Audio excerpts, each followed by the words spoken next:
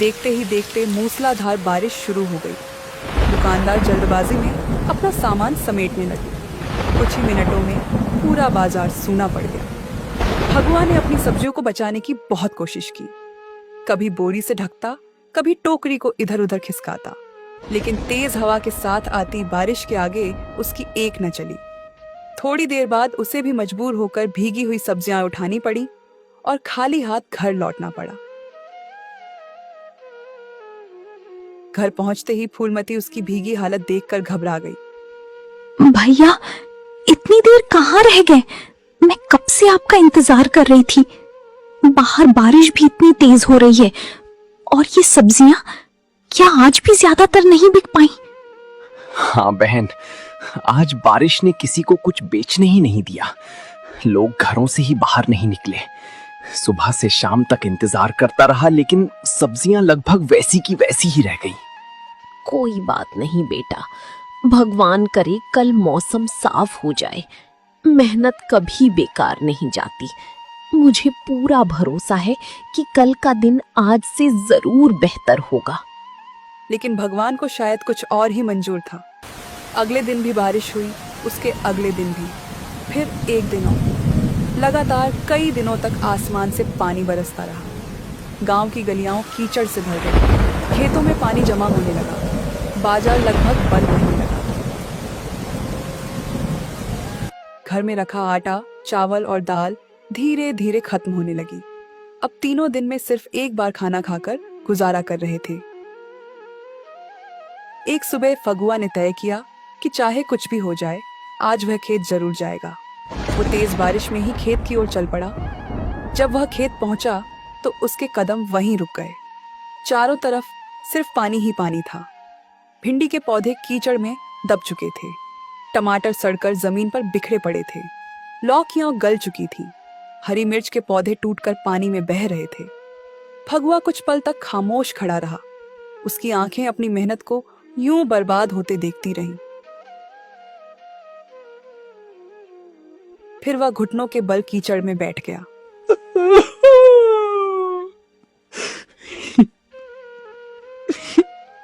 हे ईश्वर, यही तो हमारी रोजी रोटी थी। इन्हीं सब्जियों के सहारे हमारे घर का चूल्हा जलता था। अम्मा और फूलमती के चेहरे पर मुस्कान आती थी।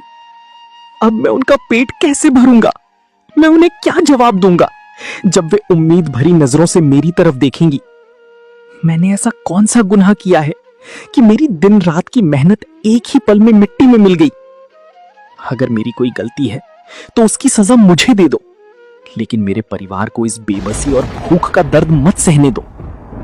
वह देर तक वहीं बैठा रोता रहा। फिर उसने खेत में इधर उधर नजर दौड़ाई। कुछ सब्जियां अभी भी पूरी तरह खराब नहीं हुई थीं। उसने उन्हें सावधानी से इकट्ठा किया। टोकरी आधी भी नहीं भर पाई, लेकिन उसने हार नहीं मानी। जब तक मेरे हाथ पैर सलामत हैं, तब तक मेरी उम्मीद भी जिंदा है। मुश्किलें चाहे कितनी भी बड़ी क्यों ना हो, मैं हार मानने वालों में से नहीं हूं। आज नहीं तो कल मेरी मेहनत जरूर रंग लाएगी। शायद आज कोई मेरी सब्जियां खरीद ले, और अगर नहीं भी खरीदी तो मैं फिर कल उसी हिम्मत और भरोसे के साथ निकलूंगा, क्योंकि मेहनत करने वाला इंसान एक दिन जरूर कामयाब होता है। वह भीगी हुई टोकरी उठाकर बाजार पहुंच गया। हमेशा की तरह उसने चटाई बिछाई और बची हुई सब्जियां सामने सजा दी। बारिश रुकने का नाम नहीं ले रही थी। पूरा दिन बीत गया, लेकिन उसकी दुकान पर एक भी ग्राहक नहीं आया। बारिश में लोग अपने घरों में सिमटे हुए थे। फगुआ बार बार सड़क की तरफ उम्मीद से देखता, फिर अपनी भीगी हुई सब्जियों की तरफ। धीरे धीरे अंधेरा छाने लगा। उसकी आंखों की आखिरी उम्मीद भी बुझने लगी।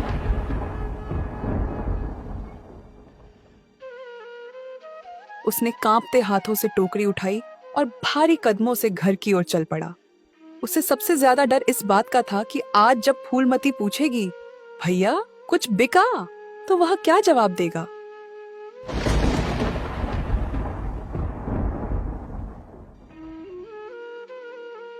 शाम ढल चुकी थी। बारिश अब भी बिना रुके बरस रही थी। फगुआ भीगी हुई टोकरी कंधे पर लटकाए भारी कदमों से घर पहुंचा।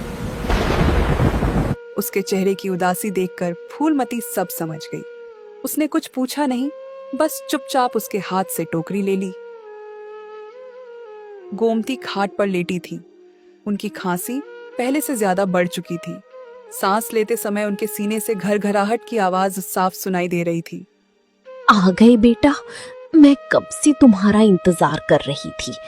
बताओ, आज कुछ सब्जियां बिकी या फिर आज भी किस्मत ने साथ नहीं दिया? नहीं अम्मा, आज भी एक भी ग्राहक नहीं आया। बारिश इतनी थी कि लोग बाजार ही नहीं आए। सुबह से शाम तक इंतजार करता रहा, लेकिन कोई सब्जी खरीदने नहीं आया। कोई बात नहीं बेटा, भगवान देर करता है, अंधेर नहीं। आज बुरा समय है, लेकिन हमेशा ऐसा नहीं रहेगा। हिम्मत मत हारो, मेहनत करते रहो, भगवान हमारी भी जरूर सुनेंगे। लेकिन उनकी आवाज बता रही थी कि बीमारी हर पल बढ़ती जा रही थी। घर में बस मुट्ठी भर चावल बचे थे। फूलमती ने एक गहरी सांस ली, फिर टोकरी में रखी बची हुई सब्जियों को देखा। कुछ टमाटर, थोड़ा सा बैंगन, लौकी, 2 गाजर और थोड़ी सी मटर अभी भी इस्तेमाल लायक थी। उसने चुपचाप सब्जियां धोई, बारीक काटी और मिट्टी के चूल्हे पर चावल के साथ पकाने लगी। थोड़ी ही देर में पूरे घर में सब्जियों और मसालों की ऐसी खुशबू फैल गई कि फगुआ भी हैरानी से रसोई की तरफ देखने लगा। फूलमती, आज क्या बना रही है? इतनी अच्छी खुशबू तो पहले कभी नहीं आई।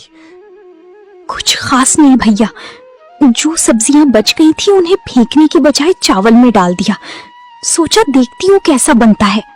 कुछ देर बाद तीनों मिट्टी के फर्श पर बैठकर खाना खाने लगे। फगुआ ने जैसे ही पहला निवाला मुंह में रखा, वह कुछ पल के लिए चुप हो गया। उसने दूसरा कौर खाया, फिर तीसरा। उसके चेहरे पर कई दिनों बाद हल्की सी मुस्कान दिखाई दी। अरे, ये तो बहुत स्वादिष्ट है। सच में अच्छा बना है या बस मेरा मन रखने के लिए कह रहे हो? मैं झूठ क्यों बोलूंगा? अगर बाजार के लोग इसे खा लें तो उंगलियां चाटते रह जाएं। बेटी, तूने तो साधारण चावल को भी दावत जैसा बना दिया। इतना सुनते ही फगुआ अचानक गहरी सोच में डूब गया। उसकी नजर सामने रखी थाली पर टिक गई। कुछ पल तक वह बिना कुछ बोले बैठा रहा। अगर बची हुई सब्जियों से इतना स्वादिष्ट पुलाव बन सकता है, तो क्यों ना हम इसे बेचें? क्या मतलब बेटा, तुम क्या कहना चाहते हो? देखो अम्मा, इस बारिश में लोग कच्ची सब्जियां कम खरीद रहे हैं, लेकिन गर्मा गर्म खाना शायद लोग उसे जरूर खरीदेंगे। अगर हम सब्जियों का पुलाव बनाकर बेचें, तो शायद कुछ कमाई हो जाए। लेकिन भैया, घर में तो चावल भी खत्म होने वाले हैं, पुलाव बनाएंगे कैसे? मेरा दोस्त रघु है ना, उससे थोड़े पैसे उधार मांग लूंगा। बस इतना मिल जाए कि कुछ किलो चावल खरीद सकूं। अगर पहला दिन अच्छा रहा तो उसके पैसे भी लौटा दूंगा। बेटा, उधार लेना आसान होता है, लेकिन चुकाना बहुत मुश्किल। इस बारिश में कहीं तुम परेशान ना हो जाना। अम्मा, मेहनत करने वाला इंसान कर्ज और बारिश से नहीं डरता। मुझे खुद पर और फूलमती के हाथ के स्वाद पर पूरा भरोसा है। अगली सुबह बारिश थोड़ी हल्की हुई। फगुआ सीधे अपने दोस्त रघु के घर पहुंचा। रघु ने उसे भीगे कपड़ों में देखा तो तुरंत अंदर बुला लिया। रघु ने फगुआ को पैसे उधार दे दिए। फगुआ तुरंत बाजार से चावल, थोड़े मसाले और कुछ जरूरी सामान खरीदकर घर लौट आया। फूलमती ने कमर कस ली। उसने बची हुई ताजी सब्जियां बारीक काटी, मसालों को भूनकर चावल में मिलाया और बड़े प्यार से गर्मा गर्म सब्जियों का पुलाव तैयार किया। कुछ ही देर में पूरे घर में ऐसी खुशबू फैल गई कि बाहर से गुजरने वाले लोग भी एक बार मुड़कर घर की तरफ देखने लगे। फगुआ ने बड़े जतन से पुलाव को एक बड़े बर्तन में भरा, उसे कपड़े से ढका और ठेले पर रखकर बाहर निकल पड़ा। आज उसके कदमों में पहले जैसी मायूसी नहीं थी। आज उसके साथ एक नई उम्मीद चल रही थी।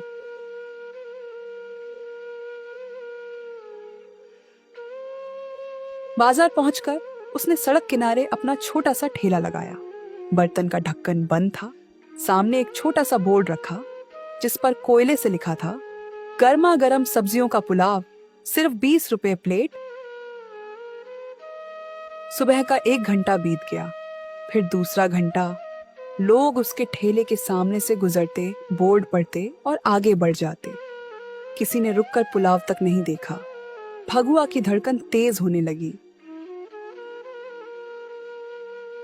उधर फूलमती की मेहनत से बना पुलाव धीरे धीरे ठंडा होने लगा था।